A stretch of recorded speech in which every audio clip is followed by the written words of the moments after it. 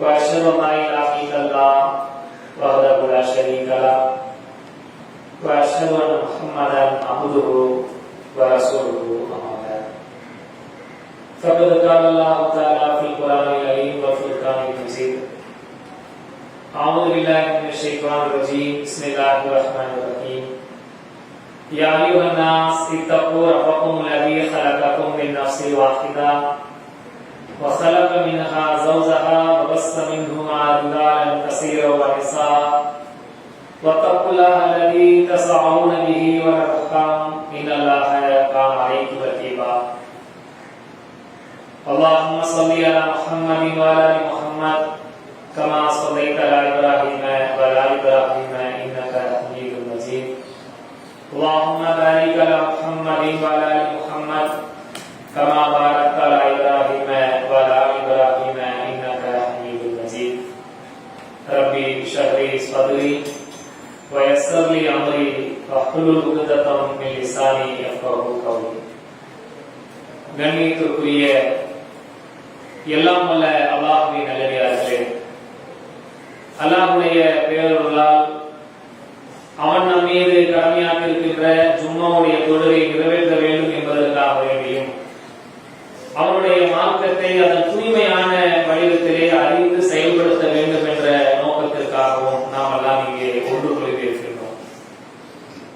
இந்த நேரத்திலே அல்லாஹ் ரப்பல் ஆலமீன் இந்த உலகத்திலே அவனை வணங்கி வழிபடுவதற்கான ஏராளமான வணக்க முறைகளை நமக்கு கற்றுத்தந்திருக்கிறான். அந்த வணக்க முறைகளை இந்த உலகத்தில் நாம் சரியான முறையிலே செயல்படுத்தினோம் என்று சொன்னால் அவர்கள் நிம்மதியான அமைதியான ஒரு வாழ்க்கையை மறுமையில் இருப்பார்கள் என்பதையும் அல்லாஹ் திருமறை குர்ஆனில் நமக்கு சொல்லி காட்டுகிறார். அவ்வாறு அல்லாஹ்வுடைய வார்த்தைக்கு மதிப்பளிக்காமல் இறை நம்பிக்கை கொண்டிருக்கிறோம், அல்லாஹ்வை நம்பியிருக்கிறோம், மறுமையை நம்பியிருக்கிறோம், மாணவர்களை நம்பியிருக்கிறோம், தூதர்களை ஏற்றுக்கொண்டிருக்கிறோம் என்று சொல்லி அந்த நம்பிக்கையின்பால் நம்முடைய வாழ்க்கை சரியாக இந்த உலகத்தில் இல்லாமல் இருக்கும் என்று சொன்னால் அவர்களுக்கு கடுமையான கொடுமையான வேதனை நாளை மறுமையில் இருக்கிறது என்பதையும் நமக்கு எச்சரிக்கிறார். இந்த உலகத்திலே நாம் கூட நல்லா படிக்கக்கூடிய மாணவர்களுக்கு ஊக்கமளிக்கிற பரிசுகளை வழங்குவதை பார்க்கிறோம். படிக்காத மாணவர்களுக்கு தண்டனை கொடுப்பதையும் கண்டிப்பதையும் அவர்களை திருத்துவதற்கான முயற்சிகளில் இந்த உலகத்தில் நாம் ஈடுபடுவதற்கு பார்க்கிறோம். அதுபோல அல்லாஹ் ரப்பல் ஆலமீன் இந்த உலகத்திலே மனித சமுதாயத்தை படைத்து அவர்களுக்கு நன்மையும் தீமையும் விளக்குகிற ஞானத்தையும் வழங்கி யார் இந்த உலகத்திலே அப்படி இறைவனுடைய சொல்லுக்கு கட்டுப்படுகிறார்களோ அவர்களுக்கு மகத்தான வாழ்க்கையை மறுமையில் ஏற்படுத்துகிறார். இந்த உலகத்தில் யார் இறைவனுக்காக வேண்டி தன் மனோ இச்சையை கட்டுப்படுத்திக் கொள்கிறார்களோ அப்படிப்பட்டவர்களுக்கு சிறந்த வாழ்க்கையை மறுமையில் வைத்திருக்கிறார். ஏனென்றால் உலகத்துடைய வாழ்க்கை ஆசாவாசங்களை பார்க்கும் பொழுது எல்லோரையும் போல நாமும் அவரை சந்தோஷமாக வாழ்ந்தால் என்ன, சந்தோஷமாக வாழ்வது தப்பல்ல. வாழ்க்கை என்பது சந்தோஷத்துக்கு தான் வாழ்கிறோம், மகிழ்ச்சிக்கு தான் வாழ்கிறோம், நிம்மதிக்கு தான் வாழ்கிறோம், மாற்று கருத்தே இல்லை. ஆனால் சில பல கட்டுப்பாடுகள் நம்மை எப்படிப்பட்ட சிந்தனையின்பால் தள்ளிவிடுகிறது என்று சொன்னால் நாம் இப்படி வாழ்றதுனால நமக்கு ஏதோ ஒரு நெருக்கடியான வாழ்க்கை உலகத்தில் இருக்கிறதோ, தண்ணி அடிக்க கூடாது, தம் அடிக்க கூடாது, விபச்சாரம் பண்ணக்கூடாது, வட்டி வாங்கக்கூடாது, சூதாடக்கூடாது, பொய் சொல்லக்கூடாது, கல்பனை பண்ணக்கூடாது, ஏமாற்ற கூடாது, யாரையும் மனசு புண்படுகிற அளவுக்கு கூட பேசக்கூடாது, பிறருக்கு அநீதி வைக்கக்கூடாது, அநியாயம் பண்ணக்கூடாது, இப்படி என்று ஏராளமான கட்டுப்பாடுகள் இஸ்லாம் ஒரு மனிதனுடைய வாழ்க்கைக்கு கற்றுத்தருகிறது. அப்ப இந்த வாழ்க்கையுடைய இந்த கட்டுப்பாடுகள் எல்லாம் பார்க்கிற நேரத்தில் நம் உள்ளத்தில் எப்படிப்பட்ட சிந்தனை வரும் என்று சொன்னால் கூட இவ்வளவு கட்டுப்பாடு தான் நம்ம சமாளிக்கிறது. சிந்தனை மனுஷனுக்கு எப்படி வரும் என்றால், சரி ஏதோ ஒரு விஷயத்துல கட்டுப்பட்டு இருந்தா ஓகே, ஆனா இதையும் செய்யக்கூடாதுன்றாங்க, நெருக்கடியான நேரங்களில் வட்டிக்கும் போகக்கூடாதுன்றாங்க, இப்படி வட்டி வாங்க போனால் அது ஹராம் என்று சொல்றாங்க. எந்த வகையிலும் உலகத்துல என்ஜாய் பண்ற மாதிரி மத்தவங்க என்ஜாய் பண்ற மாதிரி நம்மளும் என்ஜாய் பண்ணலாம்னு சொல்லி ஏதாவது தப்பு தண்டா பக்கம் போனாலும் அதுவும் இறைவனுக்கு பிடிக்காது, இறைவன் நாளை வறுமை அதற்காகவும் கேள்வி கொடுப்பாங்க என்று சொல்றாங்கன்னு சொல்லி எல்லா பக்கங்களையும் இறுக்கி சாத்துகிற தீமையுடைய வாயிலை அடைக்கிற எல்லா வேலைகளையும் செய்கிறது. இதையெல்லாம் பார்க்கும்போது நம்ம அவ்வளவு உள்ளத்துல எப்படிப்பட்ட சிந்தனை இந்த உலக வாழ்க்கை நமக்கு ஒரு பெரிய நெருக்கடியான வாழ்க்கையை போல இறைவன் சில ஷைத்தான் சித்தரிப்பார். ஆனால் நபிகள் நாயகம் ஸல்லல்லாஹு அலைஹி வஸல்லம் அவர்கள் சொன்னார்கள். எப்படி சொன்னார்கள்? இந்த உலக வாழ்க்கை என்பது மூமின்களாக இறைவனை யார் நம்பி இந்த உலகத்திலே வாழ்கிறார்களோ அப்படிப்பட்ட மூமின்களுக்கு இந்த உலக வாழ்க்கை என்று சிறைச்சாலைதான். ஒரு ஜெயில போய் நம்ம சுதந்திரமா எப்படி இருக்க முடியும்? அப்படி எப்படி அடைச்சு போட்டு வச்சிருப்பானா அது மாதிரி இந்த உலகத்திலே வாழ்க்கையில மூமின்களுக்கு சிறைச்சாலை போலதான் இருக்கும். ஆனால் இறை நிராகரிப்பாளர்களுக்கு, இறைவனை நினைக்காதவர்களுக்கு, இறைவனை மறுப்பவர்களுக்கு அவங்களுடைய வாழ்க்கை எப்படி இருக்கும்னு பாத்தீங்கன்னா இந்த உலக வாழ்க்கை என்பது ஒரு சொர்க்கச்சூளையாக இருக்கும். அவர் எங்கேயும் நபிகள் நாயகம் ஸல்லல்லாஹு அலைஹி வஸல்லம் சொல்றாங்க, இந்த உலக வாழ்க்கை என்பது மூமின்களுக்கு சிறைச்சாலையாக இருக்கும், இறை நிராகரிப்பாளர்களுக்கு சொர்க்கச்சூளையாக இருக்கும். அப்ப இந்த உலக வாழ்க்கையில ஒரு மூமியான வாழ்க்கை என்பது பல்வேறு நெருக்கடிகளை சமாளித்து வாழ்வது என்பது அவன் உயர்ந்த ஒரு பரிசுக்காக இந்த உலகத்திலே வாழ்ந்து கொண்டிருக்கிறான். ஒரு தேர்வு நாம் எழுதுவதாக இருந்தால் அந்த தேர்வுக்கு சில கட்டுப்பாடு இருக்கும். இத்தனை மணிக்குள்ள வரணும், இவங்க கேள்விக்கு பதில் இவ்வளவு மார்க் எடுத்தா பாஸ், இவ்வளவு மார்க் எடுத்தா ஃபர்ஸ்ட் ரேங்க், இவ்வளவு மார்க் எடுத்தா செகண்ட் ரேங்க், இவ்வளவு மார்க் எடுத்தா இந்த பிரைஸ் என்று ஒரு தேர்வறையில் எத்தனை கட்டுப்பாடுகள் இருக்குமோ அத்தனை கட்டுப்பாடுகள் இந்த உலகத்தில் இருக்கிற நாமே போடும் பொழுது இறைவன் ரப்புல் ஆலமீன் இந்த ஒட்டுமொத்த உலகத்தை படைத்து பராமரிக்கிற ரப்புல் ஆலமீனாக அல்லாஹ் நாளை மறுமை வாழ்க்கை நமக்கு நல்லவர்களுக்கு சொர்க்கத்தை தயார்படுத்துகிறான் என்றால் இந்த உலகத்தில் எப்படிப்பட்ட வாழ்க்கையை வாழ வேண்டும் என்ற கட்டுப்பாடை நமக்கு போடுவானே இல்லையா? இதைதான் நம் உள்ளத்தில் முதலில் வைக்க வேண்டும். ஏனென்றால் நம் உள்ளத்தில் எப்படிப்பட்ட சிந்தனை வருகிறால் ஷைத்தான் இந்த உலக வாழ்க்கையுடைய ஆசாவாசங்களை பார்த்து நம்மளை வழிகெடுக்கத்தான் செய்வான். அந்த சிந்தனையில் நம் உள்ளத்துடைய சிந்தனையை கொஞ்சம் மாற்றணும். நபிகள் நாயகம் ஸல்லல்லாஹு அலைஹி வஸல்லம் வாழ்க்கையிலே அவர்கள் இறை தூதராகி இந்த சமூகத்தை சீர்படுத்துவதற்கு முன்பாக வரைக்கும் எத்தனையோ தவறுகளையும் பாவங்களையும் பண்ணிக் கொண்டிருந்த மக்கள் தான். அவர்களுக்கு அல்லாஹ்வை பற்றியான அச்சத்தை ஊட்டுகிற நேரத்தில், அந்த மூமியுடைய உள்ளங்களில் அல்லாஹ்வை பற்றியான பயம் ஏற்படுகிற நேரத்தில், மறுமையை பற்றியான பயம் ஏற்படுகிற நேரத்தில் அவருடைய உள்ளங்களில் அல்லாஹ்வை பற்றியும் மறுமையை பற்றியும் பயந்து இந்த உலக வாழ்க்கையை தன் மனோ இச்சைக்கு இடமளிக்காத வகையிலே தன்னுடைய பாவங்களை விட்டு அவர்கள் அப்புறமாய் கொண்டார்கள். நாம் நம்முடைய உலக உள்ளத்தில் அப்படிப்பட்ட சிந்தனையை ஊட்டுகிற இடமாக இருக்கிறதா? அல்லாஹ் திருக்குர்ஆனிலே சொல்றார், வதக்கீர், அவர்களுக்கு நீங்கள் நினைவூட்டுகிற அறிவுரை சொல்லுங்கள். ஃபஇன்ன திக்ரா தன்ஃபவுல் முஃமினீன், அந்த மூமின்களுக்கு நீங்கள் சொல்லுகிற அறிவுரை எப்படிப்பட்டதாக இருக்கும் என்றால் அது பயனளிக்கக்கூடியதாக இருக்கும். நீங்கள் உள்ளத்தில் அவர்களுக்கு அல்லாஹ்வை பற்றி சொன்னார், மறுமையை பற்றி சொன்னார், மார்க்கத்தை பற்றி சொன்னார், அந்த அறிவுரை அவருடைய உள்ளத்தை பயனளிக்கக்கூடியதாக, இறைவா இத்தனை நாள் நான் தப்பு பண்ணிடலாம், இனிமே அந்த தப்பின் பக்கம் போகாத மனிதனாக என்னை ஆக்கு என்ற சிந்தனை அவன் உள்ளத்தில் வரும் என்பதை அல்லாஹ் திருக்குர்ஆனிலே சொல்கிறார். இன்னமல் மூமினூன, அல்லாஹ் இன்னொரு இடத்துல சொல்றார், மூமின்கள் எப்படிப்பட்டவர்கள் என்று சொன்னார், அவர்களிடத்தில் அல்லாஹ்வை பற்றி சொல்லப்பட்டால் வஜலத் குலூபுஹும், அவருடைய உள்ளங்கள் அல்லாஹ்வின் பயத்தால் நடுநடுங்கக்கூடியதாக மாறிவிடும். அல்லாஹ் என்று அவர் முன்னிலை எப்படி சொன்னார், அல்லாஹ்வை பற்றியான பயம் உள்ளத்தில் ஏற்பட்டு நான் இவ்வளவு தப்பு பண்ணிட்டேனே, இவ்வளவு பாவம் பண்ணிட்டேனே என்று அவனே தன்னை திருந்துகிற, அல்லாஹ்வை பற்றி சிந்திக்கிற, நான் தொழாமல் இருந்துட்டேனே, எனக்கு தொழுகை பற்றி நல்லா தெரியும் ஆனால் தொழாமல் இருக்கிறேன், சுபுடைய தொழுகையுடைய சிறப்பை பற்றி எனக்கு தெரியும் ஆனால் நான் தொழாமல் இருக்கிறேன், அதற்கு முன்தொழுகிற சுன்னத்துடைய தொழுகை பற்றி எனக்கு தெரியும் ஆனால் அதை பற்றி தொழாமல் இருக்கிறேன்.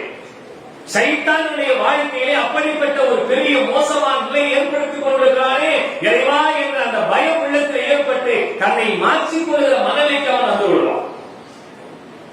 இதெல்லாம் உள்ளத்திலே வர வேண்டும். மிக முக்கியமானது, நாம் இத்தனை செய்திகளை நமக்கு முன்னாடி சொல்வதற்கான காரணம், நாம் நம்மை மட்டும் திருத்தாமல் நம்மை சார்ந்திருக்கிற குடும்பத்தையும் சேர்த்து திருத்தி அவர்களை ஒழுங்குபடுத்தி நாமும் அவர்களும் சொர்க்கத்துக்கு போக வேண்டும் என்ற எண்ணத்தோடு இந்த உலகத்திலே வாழ்கிற மக்களாக நாம் இருக்க வேண்டும் என்பதை அல்லாஹ் திருக்குர்ஆன் நமக்கு கட்டளையிடுகிறார். நாம் இந்த உலகத்திலே அல்லாஹ்வை பற்றி மறுமையை பற்றி பயந்து வாழ்வது மட்டும் பெருசல்ல, நான் அந்த போதனையை பல பேருக்கு உலகத்தில் கொண்டு சேர்ப்பது மட்டும் பெருசல்ல, என்னை திருத்துவோடு சேர்த்து என் குடும்பத்தையும் சேர்த்த வேண்டும், என் மனைவியை நான் சரிபடுத்த வேண்டும், என் பிள்ளைகளை நான் சரிபடுத்த வேண்டும். அல்லாஹ் திருக்குர்ஆனிலே அப்படிப்பட்ட செய்தியைத்தான் நமக்கு சொல்லுகிறான். நரகத்திற்கு மறுமையை பற்றி எச்சரிக்கை செய்கிற இடத்திலே, அல்லாஹ்வை பற்றி எச்சரிக்கை செய்கிற இடத்திலே, நரகத்தை பற்றி பற்றி இறைவன் சொல்லும் பொழுது சொல்கிறான், யா அய்யுஹல்லதீன ஆமனூ கூ அன்ஃபுஸக்கும் வ அஹ்லீக்கும் நாரா. அன்ஃபுஸக்கும் வ அஹ்லீக்கும் நாரா. எப்படிப்பட்ட செய்தி? உங்களையும் உங்கள் குடும்பத்தாரையும் நரக நெருப்பை விட்டு காப்பாற்றிக் கொள்ளுங்கள். ஏனென்றால் அந்த நரக நெருப்பு எப்படிப்பட்டதாக இருக்கும் என்று சொன்னால் அதனுடைய நெருப்பு மனிதர்களும் கற்களுமாகவே இருக்கும். அதில் எப்படிப்பட்ட செய்தியை சொல்கிறான்? உங்களை எப்படி மறுமையை காப்பாற்றணும்னா என்னையோடு சேர்த்து என் பிள்ளைகளையும் என் மனைவியையும் என் தாயையும் என் தந்தையும் அவர்களையும் சேர்த்து காப்பாற்றுகிற. நான் மட்டும் சொர்க்கத்துக்கு போனா பரவாயில்ல. சில நேரம் நம்ம என்ன நினைச்சிடறோம்னா, நான் சரியா தான் இருக்கிறேன் பாய், என் வீட்டுல சொன்னா கேட்க மாட்டேங்கிறாங்க, அவங்க திருந்தல, அவங்க பிள்ளைங்க கேட்கல என்று நம்ம அசால்ட்டா கடந்து விட்டுடுறோம். அவர்களை திருத்துவதுதான் மிக முக்கியமான செய்தி. நான் ஊர் உலகத்துக்கெல்லாம் பிரச்சாரம் பண்ணலாம், உலகத்துக்கெல்லாம் போய் ஜாவா பண்ணலாம், உலகத்துக்கெல்லாம் பிரச்சாரம் பண்ணலாம். ஆனா முதல்ல செய்ய வேண்டிய இடம் இங்க அஷீரத்தக்கல் அக்ரபி. நபிகள் நாயகம் ஸல்லல்லாஹு அலைஹி வஸல்லம் அவர்களுக்கு அல்லாஹ் இட்ட முதல் கட்டளை என்ன? நபியே, உனது நெருங்கிய உறவினர்களுக்கு முதலில் எச்சரிக்கை செய். என் மனைவியை சரிப்படுத்துகிற, என் பிள்ளைக்கு சரிப்படுத்துகிற அவர்களுக்கு அல்லாஹ்வை பற்றி சொல்லி இருக்கிறோமா? மறுமையை பற்றி அவர்களுக்கு சொல்றோமா? செய்கிற பாவத்தை பற்றி எச்சரிக்கை செய்கிறோமா? தொழாமல் இருக்கிற மனைவிடத்தை தொழு என்ற கட்டளையை பற்றி சொல்கிறோமா? தொழாமல் இருக்கிற மறுமையோட தண்டனை பற்றி சொல்கிறோமா? என் பிள்ளையை உட்கார வச்சு, என் மனைவி உட்கார வச்சு, என் குடும்பத்தாரை உட்கார வைத்து சொல்ல வேண்டிய கடமை நம்பி இருக்கிறது. அதுக்கு மேலே அவங்க திருந்தாலும் அல்லாஹ்வுடைய கையில் இருக்கு. ஆனால் சொல்லுகிற கடமை அவரையும் சேர்த்து நாம் எல்லோரும் சொர்க்கத்துக்கு போக வேண்டும். உலக வாழ்க்கையில சந்தோஷமா இருக்கிறது பெருசல்ல. இங்க நிறைய காசு சம்பாதிக்கிறது, நிறைய ட்ரெஸ் வாங்குறது, நிறைய வீடு கட்டுறது, நிறைய சுகமா வாழ்றது, இந்த உலகத்துல வாழ்வு மட்டும் பெருசல்ல. இந்த உலகத்திலே வாழ்வதை விட மறுமை சிறந்தது. இந்த உலக வாழ்க்கையை விட அது சிறப்பான இறைவா, அதற்காக வேண்டி என் மனைவியின் பிள்ளையும் குடும்பத்தாரையும் திருத்துகிற நிலையை அல்லாஹ் சொல்கிறான், உங்களையும் உங்கள் குடும்பத்தாரையும் நரக நெருப்பை வச்சு காப்பாற்றிக் கொள்ளுங்கள். அதனுடைய நெருப்பு எப்படிப்பட்டதாக? மனிதர்களின் கற்களையும் தான் அதற்குள்ள எரிபொருளாக நான் வைத்திருக்கிறேன். மனுஷனை கல்லையும் போட்டு அல்லாஹ் அந்த நெருப்பை போட்டாங்கன்னா எவ்வளவு பெரிய கொடூரமானதாக அதற்கு மேலே என்ன சொல்றான்? அதன் மீது கொடூரம் கொண்ட வானவர்களை அவன் ஏற்படுத்தியிருக்கிறார். அவர்கள் அல்லாஹ் வைத்த கட்டளையை மாறி செய்யவே மாட்டார்கள். ஏதாவது பரிதாபம் பார்த்து சரி ரொம்ப ரிக்வெஸ்ட் பண்ணி அந்த வானவர்களுக்கு வெளியே போயிடலாமான்னு பார்க்க முடியாது. நீ உலகத்தில் செய்த பாவத்திற்காக நீயே கடை.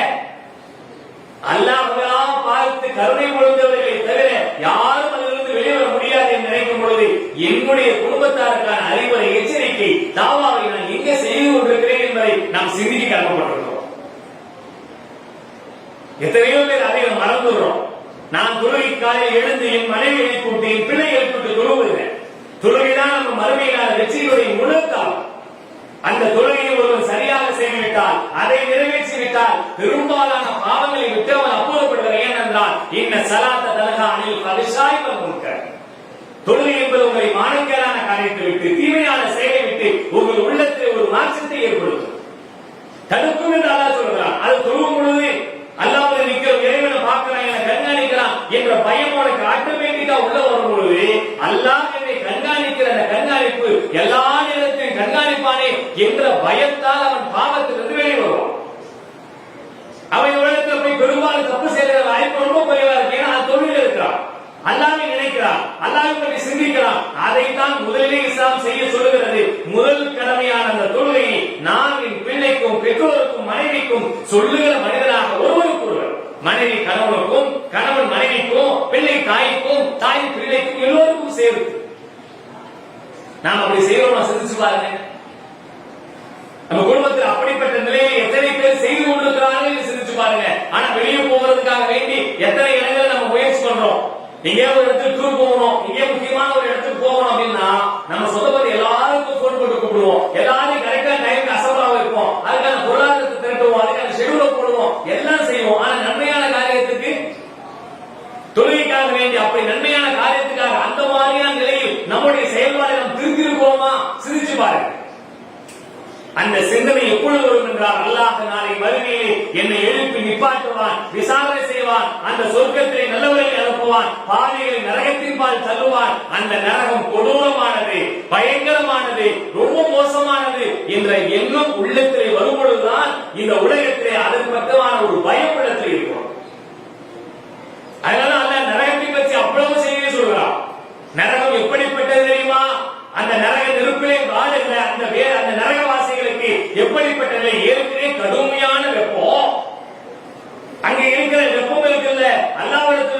வெப்பத்துல 70 100 ஒரே ஒரு மனிதன் உலகத்தில் இருக்கு.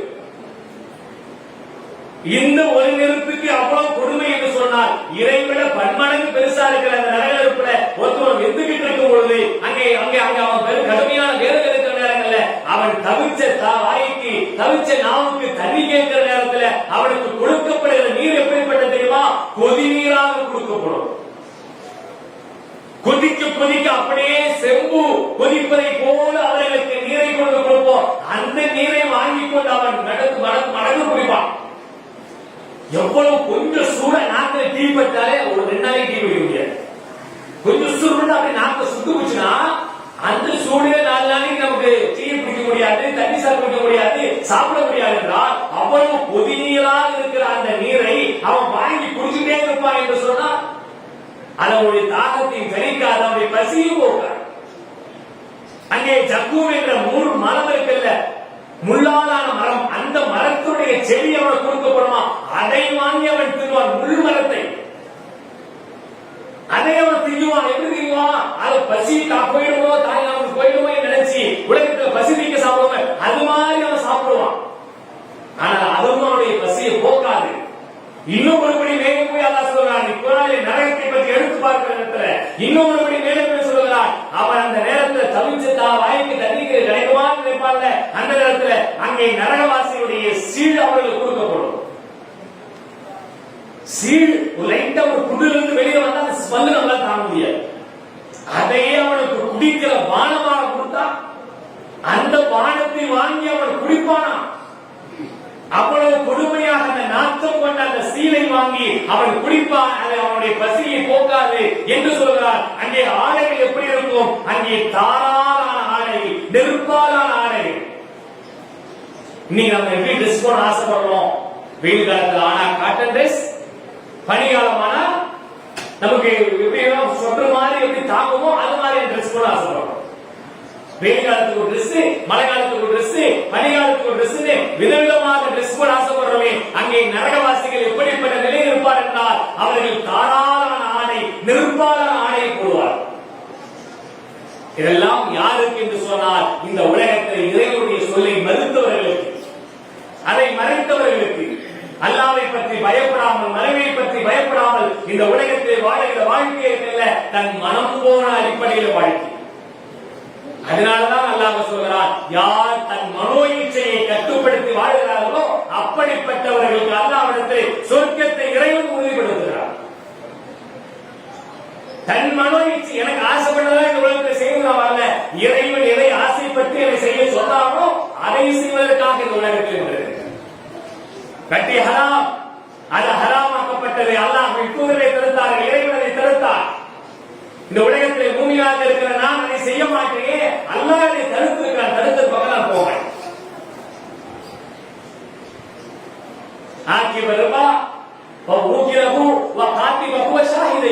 வட்டி வாங்குவது, வட்டி குளிப்பது, வட்டிக்கு சாட்சி கேட்டு போடுவது, வட்டி கணக்கு பதிவு செய்வது எல்லாம் ஹராம். அதில் நான் செய்ய மாட்டேன், கொடுக்க கூடாது, வாங்கக்கூடாது. அதனால் இந்த உலக வாழ்க்கையை ஆசவாசம் ஆசைப்படக்கூடாது. அது ஹராமானது. அதன் பக்கம் போனால் நாளை மறுமையிலே அல்லாஹ்விடத்தில் பாவியாக நரகவாசியாக எழுப்பி நிப்பாட்டப்பட்டுள்ளனே என்ற பயம் அவனுக்கு இருந்தால் அல்லாஹ் திருக்குர்ஆனில் சொல்கிறான், யார் வெட்டையை வாங்கி விடுகிறார்களோ அவர்கள் நாளை மறுமையிலே ஷைத்தான் தீண்டப்பட்ட பைத்தியக்காரனை போல் எழுப்பி நிப்பாட்டப்படுவார். இதைவிட ஒரு பெரிய சொல்லுவோம், இந்த உலகத்திலே வாழ்கிற வாழ்க்கை ஏதோ அறகுறையான ஒரு சந்தோஷத்தோடு வாழ்ந்து போகிறோம், அங்கேயாவது நிம்மதியான வாழ்க்கை இருக்கலாம் என்று நினைக்கிற நேரத்தில் அங்கே அவன் பைத்தியக்காரனாக, பாவியாக, நரகவாசியாக, அல்லாஹ்விடத்தில் குற்றவாளியாக, சும்மலா யமூது ஃபீஹா வலா யஹ்யா, அங்கே அல்லாஹ் அவர்கள் வாழவும் மாட்டார்கள், சாகவும் மாட்டார்கள். மறுமையுடைய நிலைமை தெரியுங்களா? நல்லவனா இருந்தா உயிரோடு சொர்க்கத்தில் இருப்பான், பாவியா இருந்தா உயிரோடு நரகத்தில் இருப்பான். நரகத்துக்கு போனால் செத்துருவான் கிடையாது, சாவுக்கே அல்லாஹ் அங்கே சாவை கொடுப்பான்.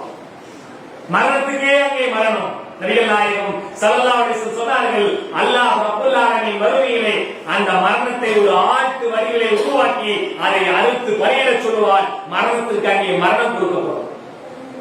யாரும் மரணிக்க மாட்டார்கள். மறுமையில் எல்லோரும் உயிரோடு இருப்பார்கள். சொர்க்கவாசிகளும் உயிரோடு இருப்பார்கள், நரகவாசிகளும் உயிரோடு இருப்பார்கள். இருப்பார்கள், பாவிகள் நரகத்தில் இருப்பார்கள், நல்லவர்கள் சொர்க்கத்தில் இருப்பார்கள். அந்த சொர்க்கத்தில் இருக்கிற இன்பங்களை பார்க்கும் பொழுது அல்லாஹ் அந்த சொர்க்கத்துடைய இன்பத்திற்காக எனக்கு தான் அல்லாஹ் பிறவனுடைய மனைவி ஆசியா அலைஹிஸ்ஸலாம் அல்லாஹ்விடத்தில் கையேந்தினார்களே, இறைவனிடத்தில் எப்படிப்பட்ட வாழ்க்கை இந்த உலகத்துல ஒரு பெரிய மன்னனுடைய மனைவி, நிறைய காசு பணம் இருந்தது, அதிகாரம் இருந்தது, சுகபோகம் இருந்தது, இத்தனை வாழ்க்கை வைத்துக் கொண்டு அல்லாஹ்விடத்தில் கையேந்திர ரப்பிலே இறைவா எனக்கு சொர்க்கத்திலே ஒரு மாளிகை எழுப்புவாயாக,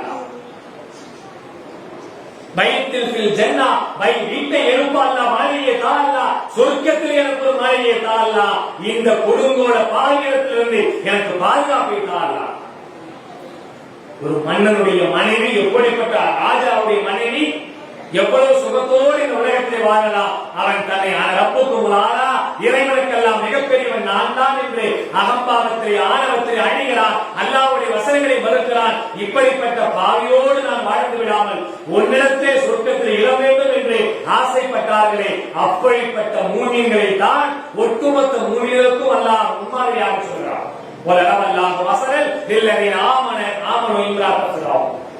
இந்த பிறவுடைய மனைவி இருக்கிறார்களே, அப்படிப்பட்டவர்கள் ஒட்டுமொத்த மூமின்களுக்கு முன்மாதிரியாக இருக்கிறார்கள். அவங்களுக்கு இல்லாத சுகமா, அவங்களுக்கு காசா, அவங்களுக்கு அதிகாரமா, அவங்களுக்கு வசதி வாய்ப்பா, எல்லாத்தையும் தூக்கி எறிகிறாங்க. வேண்டாம், இந்த உலக அல்ப சுகத்தை நான் அனுபவிக்க ஆசைப்படவில்லை. நிரந்தரமாக அல்லாஹ்விடத்தில் இருக்கிற அந்த சுகத்திலே இறைவா எனக்கு இடம். இதான் நமக்கு இந்த உலகத்துல ஒரு மூமினாக இருக்கிற நாம் எதை ஆசைப்பட வேண்டும் செஞ்சு பாருங்க. அந்த இடத்துல எனக்கு இட வேண்டும் அல்ல. இந்த உலகத்துல எனக்கு சுகங்கள் கொஞ்சம் கம்மியா இருந்தா பரவாயில்ல, காசு குறைவா இருந்தா பரவாயில்ல, ஆடை குறைவா இருந்தா பரவாயில்ல, கஷ்டத்தை அனுபவித்தாலும் பரவாயில்ல, நீ எனக்கு நிம்மதியான வாழ்க்கையை தான், இந்த உலகத்திலும் தான், மறுமையிலும் தான். ரப்பனா ஹாத்தினா ஃபித் துன்யா ஹஸனா வ ஃபில் ஆখিরাতি ஹஸனா வ கினா அஸாபன். இறைவா இந்த உலகத்திலேயும் எனக்கு நன்மையை செய்வாயாக, நாளை மறுமையிலும் எனக்கு நன்மையை செய்வாயாக, நரக நெருப்பிலிருந்து என்னை காப்பாற்றுவாயாக. எப்படிப்பட்ட துஆ ரசூலுல்லாஹ் சொல்றாங்க. இந்த உலக வாழ்க்கையும் எனக்கு நிம்மதியா தான், நல்லதை தான், நன்மையை செய், நாளை மறுமையிலும் எனக்கு நன்மையை செய் அல்லாஹ், நரக நெருப்பிலிருந்து என்னை காப்பாற்றுவாய் அல்லாஹ். ஒரு மூமினுடைய உள்ளத்துல அந்த நரக நெருப்பிலிருந்து பாதுகாப்பு பெறுவதற்கு தான் நம் உள்ளம் அழைப்பாயிருக்கு. உலக வாழ்க்கை என்பது நிரந்தரம் இல்லை என்பதை புரிந்து கொண்டோம் என்றால் அதுதான் நிரந்தரம் என்று ஒரு மூமினுடைய உள்ளத்திலே ஆழமாக பதிந்தால் அதற்காக என்னையும் என் மனைவியையும் என் குடும்பத்தையும் தயார்படுத்துகிற நல்ல மனிதர்களாக நம் வாழ்க்கையை கொண்டு செல்ல வேண்டும். ஒவ்வொரு விஷயத்தையும் தன் மனைவியிடத்தில் சொல்லுங்க, அல்லாஹ்வுக்கு பயந்துக்கலாம். தன் பிள்ளையிடத்தில் சொல்லுங்க, அல்லாஹ்வுக்கு பயப்படுவா. அத்தாவுக்கு பயப்படுறதோ, அம்மாவுக்கு பயப்படுறதோ, சமூகத்துக்கு பயப்படுறதா, அதெல்லாம் உண்மையான பயமா இருக்காது. படைத்த இறைவனுக்கு பயப்படுகிற பயம் மட்டும்தான் எல்லா நேரங்களிலும் எல்லா காலங்களிலும் ஒரு உள்ளத்தில் ஆழமான பயத்தை ஏற்படுத்தும் என்பதை நீங்கள் தன்னுடைய குடும்பத்தாருக்கு சொல்லுங்கள். அந்த பயம்தான் நம்மை திருத்தும். நபிகள் நாயகம் ஸல்லல்லாஹு அலைஹி வஸல்லம் காலத்துல நடந்த ஒரு நிகழ்வை சொல்லி நான் நிறைவு செய்கிறேன். அல்லாஹ்வின் தூதர் ஸல்லல்லாஹு அலைஹி வஸல்லம் காலத்துல மாயிஸ் பின் மாலிக் ரலியல்லாஹு அன்ஹு என்ற ஒரு நபித்தோழர் இருந்தார்.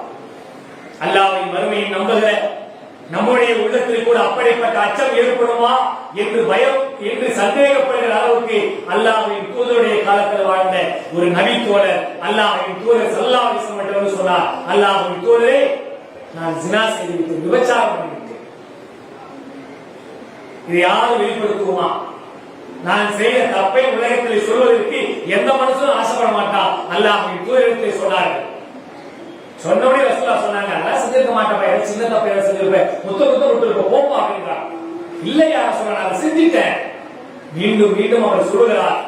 அதை அல்லாஹ்வின் தூதர் அவர்கள் ஏற்று அவரை பற்றி விசாரிப்பதற்காக ஆள் அனுப்புகிறாங்க. அவங்க ஊர்ல போய் விசாரிக்க சொல்றாங்க. மூலவே இது குழம்பு இருக்கா, ஏன் இப்படி வளர்றாரு, ஏன் இப்படி பேசுறாருன்னு விசாரிங்கன்னா அவரை பற்றி விசாரித்து சொல்றாங்க.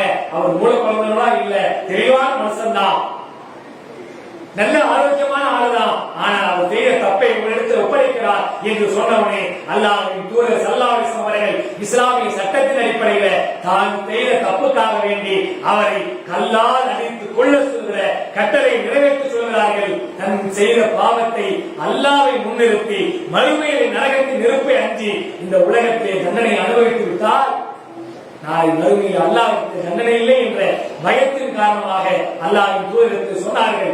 அல்லாஹ்வின் தூதர்கள் அவருக்கு அப்படிப்பட்ட தண்டனையை செய்ய சொன்னார்கள். அவரை கல்லெடுத்து அடித்து கொலை செய்வதற்காக அவரை விரட்டுகிறார்கள். அவரும் ஓடுகிறார். அப்படிப்பட்ட நிலையை அவர் இறுதியாக ஒரு இடத்தில் தள்ளப்பட்டு கல்லால் அடிக்கப்பட்டு ரத்தம் பீருக்கு வெளிவந்து அவர் மரணிக்கிற நிலை இருக்கிறது. அவர்கள் அந்த ரத்தம் தன் மேல் பட்டதற்காக வேண்டிச்சு இப்படிப்பட்ட நிலை என்று பேசுகிற நிலைமைக்கெல்லாம் உண்டானதை வரலாற்று பார்க்கிறோம். அந்த செய்தியை கேட்டு அல்லாஹ்வின் தூதர் ஸல்லல்லாஹு அலைஹி வஸல்லம் சொன்னார்கள், நீங்கள் நினைப்பதை போல அல்லாஹ் அவர்களுக்கு சாதாரணமான பாவ மன்னிப்பை வழங்கவில்லை. அவருக்கு அல்லாஹ் வழங்கிய பாவ மன்னிப்பை, அவருடைய பாவ மன்னிப்பை இந்த மனிதர்களிலே எல்லோருக்கும் பிரித்து வைத்தாலும் கூட மீது மிச்சம் இருக்கிற அளவுக்கு அல்லாஹ் அவருக்கு பாவ மன்னிப்பு வழங்கிவிட்டார். உள்ளத்திலே அல்லாஹ்வை பற்றியான பயம் அவர்களுக்கு எந்த அளவுக்கு இருந்திருக்கு என்பதை சிந்திப்பார். உலகத்தில் யாருக்கும் தெரியப்படுத்தாத பிரச்சனையே இல்லை, யாரும் சொல்ல வேண்டும் என்ற அவசியம் இல்லை. ஒரு அரசாங்கம் இருந்து அதை அவர்கள் தண்டித்தால் நாளை மறுமையில் அல்லாஹ்விற்கு தண்டனை இல்லாமல் போய்விடும் என்பதை அல்லாஹ்வின் தூதரிடத்தில் சொல்லி தண்டனையை பெற்றுக் கொள்கிறார் என்றால் நம்முடைய இறையச்சத்தை சிந்திச்சு பாருங்கள். அல்லாஹ்வை பற்றியான பயத்தை சிந்திச்சு பாருங்கள். மறுமையை பற்றி, நரகத்தை பற்றியான அச்சத்தை நாம் சிந்தித்து பார்க்க கடமைப்பட்டிருக்கிறோம். அல்லாஹ் ரப்பல் ஆலமீன் நமக்கு தந்திருக்கிற கால அவகாசத்தை சரியாக பயன்படுத்தி இறைவனுக்கு பயந்து தொழுகையை நிலைநாட்டுவனாக, தன் குடும்பத்தாரை தொழுகையாளரை ஆக்குபவனாக, தன் குடும்பத்தாரை அல்லாஹ்வை பற்றி பயம் உண்டாக்குகிற மனிதர்களாக மாற்றுவதாக எல்லா செயல்களிலும் அல்லாஹ் இதை அனுமதித்திருக்கிறார். அல்லாஹ்வின் தூதர்கள் இதை அனுமதித்திருக்கிறார்களா என்ற பார்க்கிற பார்வையை தங்களும் தங்கள் குடும்பத்தாருக்கு எடுத்துச் சொல்கிற வாய்ப்பை நீங்கள் உண்டாகும். நபிகள் நாயகம் ஸல்லல்லாஹு அலைஹி வஸல்லம் அவர்கள் தங்களுடைய பேரப்பிள்ளைங்க பள்ளிவாசல் இருந்த 2 பேரிச்சம் பழத்தை தன்னுடைய பேரப்பிள்ளை எடுத்து சாப்பிடுறதுக்காக எடுத்து வாயில போறாங்க. அதை அல்லாஹ்வின் தூதர் கண்காணித்து வாயிலை கையை விட்டு எடுத்து கீழே போட்டு தூக்குங்க. இது ஜகாத்து பொருளுக்கு ஹராம்னு தெரியாதா? தன்னுடைய பேர குழந்தைங்க 2 பேரிச்சம் பழம் சாப்பிட்டா ஒரு பெரிய விஷயமா? தன் பேர குழந்தைக்கு அல்லாஹ்வை பற்றியான பயம், மறுமையை பற்றியான அச்சத்தை ஊட்டியிருக்கிறார்கள். இது ஹராம் என்று உங்களுக்கு தெரியாதா என்று கேட்கிறார் என்று சொன்னால் நம் வாழ்க்கை, நம் மனைவிடத்தில் எத்தனை பெண்கள் இன்னைக்கு சீரியல்ல சீரழிஞ்சு போறாங்க, சினிமாக்கள்ல வீணா போறாங்க. ஆண்களும் பெண்கள் எத்தனை எல்லாம் செய்யலாம். நம்முடைய சமுதாயத்தை சார்ந்தவர்கள் போதையில் எத்தனை பேர் வீணாகிறார்கள். இறைவன் ஹராமாக்கி இருக்கிற காரியத்திலே போய் விழுந்து வீணாகி நாசமாய் கொண்டிருக்கிறார்கள். அவர்களுக்காக நாம் உழைக்கிற, எடுத்துச் சொல்கிற, அவர்களை அச்சமூட்டி எச்சரிக்கை செய்கிற நன்மக்களாக அல்லாஹ் ரப்பல் ஆலமீன் நம் அனைவரையும் ஆக்குகிற நல்ல ஒரு வாக்கியத்தை தந்தருவார் என்று கூறி நிறைவு செய்கிறேன். வாஹ் அல்ஹம்துலில்லாஹ்.